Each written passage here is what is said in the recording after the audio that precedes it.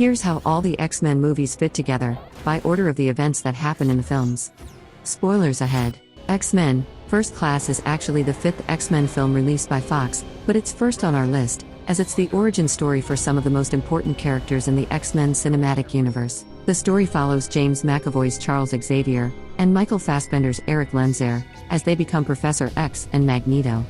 It's set primarily in 1962, as the two assemble a team of mutants to stop another mutant. The energy-absorbing Sebastian Shaw, Kevin Bacon, who wants to trigger a nuclear war between the US and the Soviet Union.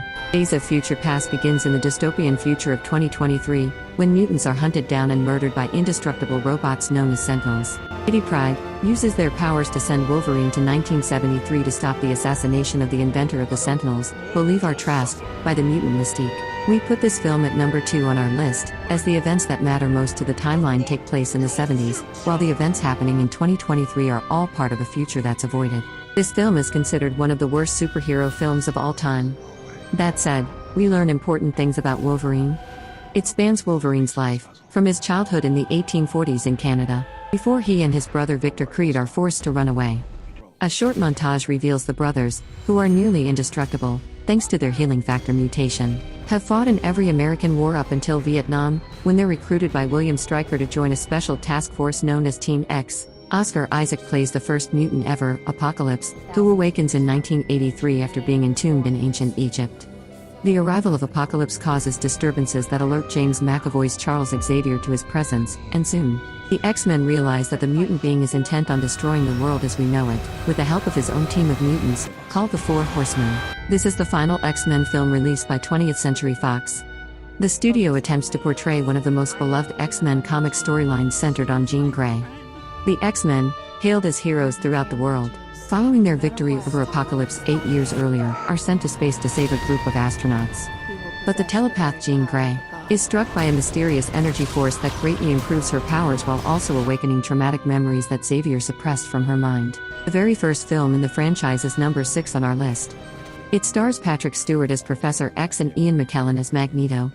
These old friends are on opposite sides of a debate over the Mutant Registration Act, which requires all mutants to reveal themselves and add their names to a government database. Magneto wants to turn the world's leaders into mutants using a machine, in conjunction with the powers of a young mutant named Rogue, but unbeknownst to him, the machine kills whomever it turns. The mutant Nightcrawler tries to assassinate the US president, giving Colonel William Stryker an opening to investigate Xavier's school for its ties to mutants. Stryker leads a team to capture Professor X and Cyclops. It's then revealed that Stryker used his son's mutant abilities of mind control to try to force Professor X to kill all mutants. The last stand focuses on a cure for the mutant genome marketed by a company known as Worthington Labs. The cure creates an immediate divide in the mutant population, causing Magneto to recreate his Brotherhood of Mutants. Meanwhile, Jean Grey suddenly returns to life, following her sacrifice at Alkali Lake in the previous film. When her behavior begins to worry Wolverine, Professor X reveals her death unleashed a dangerous side of her personality known as the Phoenix. This film deals with the aftermath of Wolverine killing Jean Grey at the end of The Last Stand.